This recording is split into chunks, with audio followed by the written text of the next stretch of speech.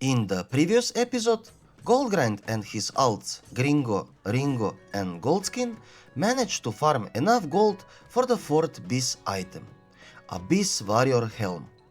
In total, a little over 50,000 gold was collected, enough for two separate trades that sold surprisingly fast.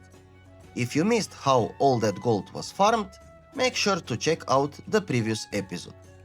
Before we jump into this one, there are actually two things we need to do. First, enable the helm display in the interface and finally show off that BiS helm. A lot of you suggested it in the comments. And done. Honestly, it looks way better with those tiny flames. Second, as promised, it's time to check the mailboxes on all my alts to see how much gold they've made in total. Whoever had the closest guess in the comments from the previous episode wins 10k gold from my main account. Right now there's little under 3000 gold spread across all characters. So let's start opening some mailboxes. First up, Ringo. Probably the alt with the lowest profit so far because his methods aren't exactly the strongest. I mean, the methods themselves are fine, they work perfectly okay. The real problem is the market. Cheap materials are often hard to find, so there's not always much room for profit. He ended up with 86 mails waiting in the mailbox, plus a few gems that still haven't sold yet. In total, Ringo made around 7,000 gold, mostly from prospecting Serenite ore. Not amazing, but definitely not bad either. Next up is Goldskin. This guy still hasn't sold all of his auctions yet, so first things first, let's throw everything back on the auction house. Next thing, check if auction house bot is online. Yes, he is. So probably not selling anything and GMs won't do nothing about it. Yay! No wonder why I can't sell some leather items for a whole month, right? Let's just continue with collecting gold. After opening 101 remaining mails, the gold started adding up very quickly. At first, it didn't look like much from the first few mails, but several leather TOC bracers, along with some flipped Eternal Shadows and Frozen Orbs, made a huge difference. Total profit? Almost 45,000 gold in bags. Now we're talking. Gringo absolutely smashed it last episode, so he should be bringing in some serious gold as well, right? A total of 401 mails were waiting to be opened. With that many sales, there had to be a huge amount of gold inside. And there was. Just not from huge single item sales, like on Goldskin. Leatherworking sells fewer, more expensive items, while Inscription is all about consumables and selling in massive quantities. Stacks upon stacks of scrolls, vellums and stamina buffs slowly added up over time. In total, Gringo also pulled in almost 45,000 gold. Almost exactly the same as Goldskin. What are the chances? Ladies and gentlemen, that's exactly what gold making alts are made for. And finally, it's time to check Goldgrind's mailbox.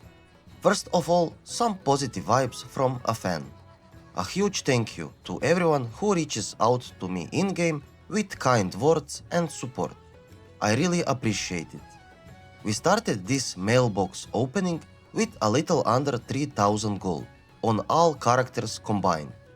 After collecting everything, that number climbed to almost 100,000 gold. So let's do the math. The total amount of gold sitting in all mailboxes was 96,482 gold, 52 silver and 27 copper. And the winner of the guessing challenge, the person who came closest to the actual amount, is this guy right here, with his prediction of 94,000 gold. But there was another player who was incredibly close as well with his 99k guess. Honestly, I felt a little bad leaving him out, so I decided to send him 10,000 gold too. So congratulations to Paladiva and Dartherrer. Check your in-game mailboxes, and once you receive the gold, let me know in the comments. I could put up 2 trades right now and buy the next BiS item, but that would mean this episode is already over. No. This episode doesn't end until Goldgrind completes his set. That means that by the end of this video, the 3 remaining set pieces should be sitting in my mailbox. Well, that's the plan, at least. Stick around until the end to find out if Goldgrind finally completes his set. The journey was wild, you'll see. With some actual gold to work with now, it's much easier for all the alts to scale up their gold making methods and invest into larger crafting operations. And before even thinking about creating another alt, all 3 of them, Gringo, Ringo and Goldskin, immediately reinvested their profits into new crafts, consumables and materials to get the gold making machine running once again. Let's start with Gringo. The first thing to do was another Northrend alchemy research. And finally, he learned Potion of Speed. After 1237 researches, but okay, we got it. That's another profitable craft unlocked and even more options to make gold. So let me show you some of the things these guys have been doing in the background throughout this whole episode. For every alt, it always starts with a quick auction house scan. Checking material prices, checking crafted item prices, checking consumables. Basically figuring out what's worth buying, what's worth crafting, and what should be avoided. For Gringo, that meant crafting a fresh stacks of potions and, of course, doing Operation Mech. Once again, also known as milling equals gold. He spent around 20k gold for materials to potential 28k gold if all sells. Not a bad investment at all. The next day, Gringo invested another 10,000 gold into crafting Potion of Speed. The auction house market was acting a little strange and showed some very serious profit margins per potion, even without having potion mastery. Someone had probably reset the market, or the demand was simply much higher than the supply. From 220 potions of speed crafted, he ended up with 291. That's 41 extra potions, a little over 2 additional stacks for free. On average, potion mastery gives you around 15% more potions. Sometimes less, sometimes a bit more, but over time those procs add up a lot of extra gold. After that, Gringo used some leftover inks that hadn't sold previously, crafted a few more items and posted everything back on the auction house. At that point, Gringo was sitting on only 22,000 gold in his bags, but with roughly 39,000 gold worth of auction listed. Sounds pretty easy, right? Well, not exactly. Those numbers were based on the inflated Potion of Speed prices at the time. The reality was that most of them didn't sell. Eventually, the market corrected itself and the price dropped back to its usual level, around 38 gold per potion instead of the 55 gold they were listed for. So, while the potential profit looked amazing on paper, the actual profit depended on the market and slow sales. Goldskin still had a few items left over from the previous episode that hadn't sold, so the first order of business was reposting those auctions. After that, it was time to go shopping. he bought a bunch of boron leather and the rest of the leather working materials needed to craft pretty much every useful level 80 item that fresh characters and even some high GS player might want. Cloaks, TOC bracers, epic pieces, blue quality gear. Basically, this was the closest thing possible to pressing a giant crate leatherworking gear button. Seriously, he was making a lot of items. Each craft isn't a massive jackpot on its own, but the profits add up. Depending on material prices and how quickly the item sells, each sale can generate anywhere from 50 gold to 500 gold in profit. Sometimes even more. And if you're lucky enough to sell before the auction house bots undercut you. Seriously, there will be a video about that soon. I'm getting really tired of some players on Warmane. By the end of the crafting session, Goldskin was sitting on almost 18,000 gold in his bags and around 35,000 gold worth of auction listed on the auction house. Not bad at all, with some very nice potential profit still on the way. After that, back to Ringo again. Ringo decided to go all in on potions of wild magic. The plan was to craft 370 potions, but again thanks to potion mastery procs, that number ended up at 435. Not bad at all. That's the beauty of alchemy. Sometimes you craft exactly what you planned, and sometimes the game just hands you a nice bonus. After that, all the unsold items were reposted back onto the auction house, and for the first time in a while, it looked like there might be a serious amount of gold on the horizon. Whether it would actually sell or not was a different story, but on paper, things were looking very promising. Ringo was having some trouble finding cheap enchanting materials and eternal earth, so he decided to fall back on his old reliable method, prospecting serenite ore. The rule is pretty simple: the cheaper the serenite ore, the higher the chance of making a profit.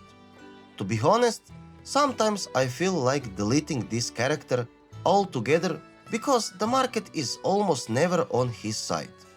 But hey, every now and then he manages to pull through. This time, after all the prospecting and selling, the final profit came out to around 700 gold. Potentially. Nothing spectacular, but profit is profit. And for Ringo, we'll take those wins whenever we can get them. After that, it was mostly a routine of logging in several times per day, reposting auctions, and leaving all sold items in the mailbox for one big opening later. 5 days of that, to be exact. And that's one of the main reasons why new episodes don't come out very often. Items simply don't sell overnight.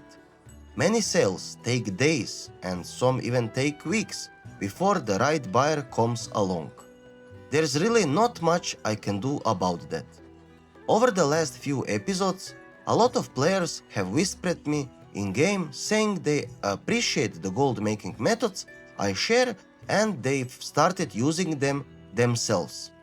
Some even told me they've managed to buy several BiS items from the Warmane store thanks to those methods. And what does that mean for Goldgrind? More competition. More players buying the cheap materials before he can get them. More players crafting and selling the exact same items he's trying to sell. The funny thing is that throughout this challenge, I've shown and explained almost everything I do in great detail. The entire process is completely transparent, and naturally, many of you started doing the same things. Which also means that every new BiS item becomes harder and harder to farm. But enough talking, let's see what 5 days of sales actually brought in. Gringo ended up with 54,000 gold in his bags. Ringo, as usual, was sitting at just under 5,000 gold. Classic. And Goldskin finished with almost 50,000 gold. That brings the grand total to roughly 111,000 gold. Not bad, right? So, what now? Repeat this whole process 4 more times and call the episode finished? No. Let's make a new alt and hope he's at least better than Ringo. At least that. Introducing ClothSmith. Another Death Knight with 2 brand new professions. It's really hard to guess which ones, right? But anyway, after a quick leveling session in the starting zone, ClothSmith arrived in Stormwind at level 64. This time only one more level was needed in Hellfire Peninsula. There was no reason to push all the way to level 68 like I did with the other alts, because I'm pretty sure ClothSmith will spend his entire career standing in front of the auction house. The only places he'll ever visit are the Mailbox and the profession vendors before returning right back to his spot. Since Goldskin has been doing pretty well lately, he sent 10,000 gold over to ClothSmith to help get his profession started. So time to learn them. The first profession was tailoring. Luckily, a lot of the cloth gathered while leveling the previous 4 Death Knights had been sitting in the guild bank waiting for exactly this moment. It wasn't a massive amount, but every little bit helps. And honestly, tailoring is pretty simple profession, if you ask me. Buy cloth, craft items, repeat. Of course, we're not vendoring any of those crafted items. Instead, they'll be sent over to Ringo for disenchanting. Since he can't seem to make much gold on his own, the least he can do is help the rest of the team. Everyone needs a job, and apparently Ringo's job is turning cloth into enchanting materials. To buy all the cloths and level tailoring all the way to max, ClothSmith spent a little under 4,000 gold, and almost did it under 3 hours of total playtime. But that's not the real cost. A lot of the items crafted while leveling tailoring can actually be sold to other players, which means a large portion of that investment comes back. Not to mention enchanting mats Ringo did. That was crucial. So the actual cost of leveling the profession is much lower than those initial 4,000 gold. By the end of the process, nearly 3,000 gold worth of crafted items had already been posted back on the auction house. So far, so good. Leveling a profession while recovering most of the investment and potentially even making a profit is exactly what we want to see. By the way, link of the cloth leveling guide is in the description of the video. Next up was blacksmithing. The concept is pretty similar to tailoring. The only real difference is that you're working with bars instead of cloth. ClothSmith leveled this profession in 3 separate stages. The first stage was vanilla blacksmithing, crafting all the way up to skill 300. And yes, just like with tailoring, none of the crafted items were vendored. Everything was sent over to Ringo for disenchanting instead. The enchanting materials are simply worth more than vendor gold, so it makes no sense to throw that value away. Once skill 300 was reached, it was time to buy materials for the Burning Crusade recipes and push toward skill 350. You can't go much further than that without learning additional patterns from trainers and vendors in Shatra City. By the way, if you're interested in leveling blacksmithing yourself, I've linked the guide I used in the video description. After that came the final push into Wrath content, bringing blacksmithing all the way to around 450 skill. Still not completely maxed out, but we'll fix that very soon. Then came another classic Ringo intervention, all the crafted mail and plate items were disenchanted. The materials were posted on the auction house and the numbers actually started looking pretty good. By the end, ClothSmith was sitting on just 700 gold in his bags, but had roughly 6,300 gold worth of auctions listed. So little by little, we're recovering the gold invested into leveling these professions and building up capital for future crafts. So what is this new alt actually making for gold? Nothing fancy. For tailoring, ClothSmith focused on crafting the Frost Savage set along with a few bags. For blacksmithing, it was the Savage Serenite set plus a handful of rods. Simple stuff. But simple doesn't mean unprofitable. Every sale should bring in at least some profit, and that's exactly what we're looking for. The interesting part is that ClothSmith didn't buy a single extra recipe from the auction house, and he didn't farm any reputation patterns either. Everything was crafted using the basic recipes available from leveling the professions. No rare patterns, no expensive investments, no secret tricks. And you'll be surprised how well that approach actually works by the end of this video. While all the alts were busy making gold in the background, it was finally time to spend a little time on our main character, Goldgrind. The first thing that he needed to be done was getting reputation with the ebon blade for the helm enchant. A BiS helm without the proper enchant just didn't feel right. To get started, Goldgrind completed the necessary ebon blade quest chain to unlock the faction. After that, he picked up the tabard and started casually running RDFs while farming reputation. Honestly, the reputation grind went much faster than expected. Before long, Goldgrind had reached Exalted and secured the helm enchant. Mission accomplished. And as a nice bonus, he even picked up the reputation boots along the way. Most of the other reputation rewards weren't particularly useful, but the boots were actually a decent upgrade. The next step was to speed up our journey toward the final goal of this episode, roughly 150,000 gold. And that meant going back to the classics, good old herb and ore farming. This time Goldgrind rotated between Storm Peaks and Ice Crown, switching zones from time to time to keep things a little less repetitive. And of course, there were the usual RDF runs in the background, just to spice things up a bit. After a while, the bags started filling up nicely. Stacks of herbs, stacks of ore. A decent amount of everything worth selling.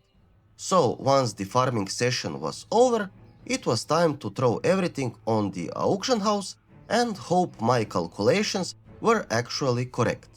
Because if the math checked out, all of this should be enough to finally afford the 3 remaining BiS set items.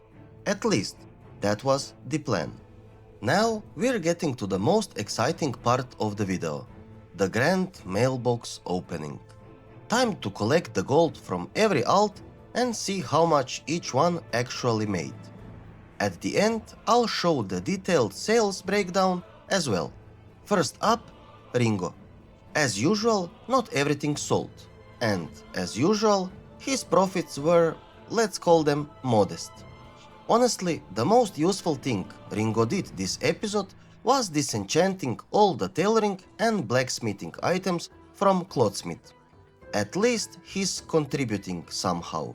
Next up, ClothSmith. And honestly, I'm pretty impressed. Without learning a single extra pattern from the auction house or reputation vendors, this character still managed to turn a decent profit. Definitely more profitable than Ringo. In fact, the entire 10,000 gold investment he received from Goldskin to speed up his profession leveling was already recovered. Total gold collected 12,000 gold. Not bad for a brand new alt. That meant Goldskin needed to have a serious amount of gold waiting in his mailbox. And he did. With more than 7,000 gold worth of auctions still posted, the mailbox was packed with sales. Only 94 sold auction mails, but they added up to an impressive total of more than 52,000 gold. Now we're getting somewhere. Next came Ringo. He still had a few inscription items left for reposting, but as usual, his mailbox was absolutely overflowing, with more than 300 sales waiting to be collected. Some of his snowfall ink flips worked out perfectly, some of them not so much. But after collecting everything, Ringo ended up with more than 72,000 gold in his bags, plus another 3,000 gold worth of auctions still listed. Once again, proving why he's the MVP of the operation. And finally, Goldgrind. The farming sessions paid off. All those stacks of herbs and ores sold quickly and without much trouble.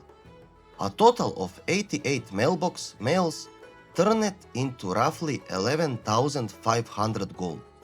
A nice final boost before the moment we've all been waiting for.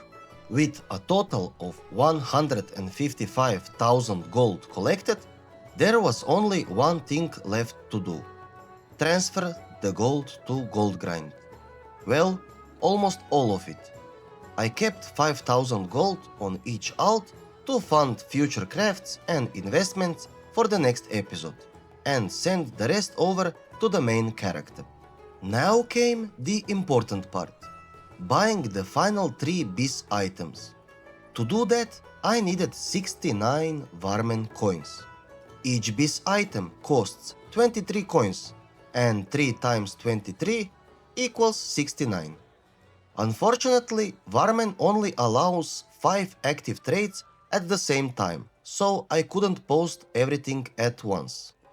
5 trades of 25,200 gold for 14 coins each, and one final trade of 9,000 gold for 5 coins. Then it was time to wait. And surprisingly, everything sold within just 5 hours. With that, the goal of this episode was complete. Not 1 BiS item, not 2, but 3 BiS items were purchased from the Warmane store. And just like that, Goldgrind completed his BiS set. There is one more important thing I want to show you before we finish. But first, let's take a look at the sales statistics from this episode, followed by a few final thoughts before the end of the video. Now that the Warrior set is finally complete, you can once again vote for the next item to buy on the Discord channel. The link should be somewhere in the top right corner of the screen. The second thing I want to talk about you is probably the question I get asked the most.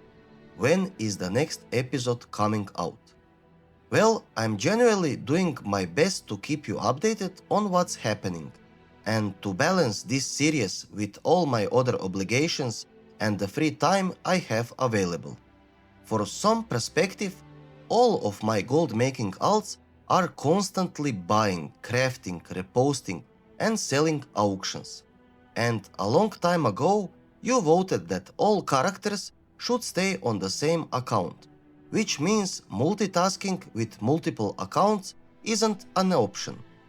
There are days when I spend more than 3 hours just milling herbs, prospecting ore, crafting items, reposting auctions, and managing mailboxes. Sometimes I don't even get the chance to log on Goldgrind because there's so much background work to do. This series is called The Hardest Challenge on Warmane, and honestly, it lives up to that name. Every item in this series is earned through legitimate gold making methods, and that takes a lot of time. A lot more time than most people realize. So if someone tells you that making large amounts of gold on Warmane in 2026 is easy and fast, they're probably not telling you the whole story. Trust me. One last thing before we end this video. I'd like to introduce you to my new little friend. After finally completing the set, Goldgrind jumped into RDF run just for fun and ended up completing an achievement that rewarded this companion pet, Perky Puck. And honestly, I think he's awesome. The animations alone make him worth having. Just look at him. After farming hundreds of thousands of gold, managing 4 alts, opening thousands of mailbox mails, and staring at the auction house for weeks, at least someone in this series is having fun. And unlike Ringo, he actually makes me happy when I see him. A nice little reward to celebrate completing the Warrior BiS set. And with that, we reach to the end of another episode. With all said, thanks for watching and see you again in the next episode. Consider subscribe.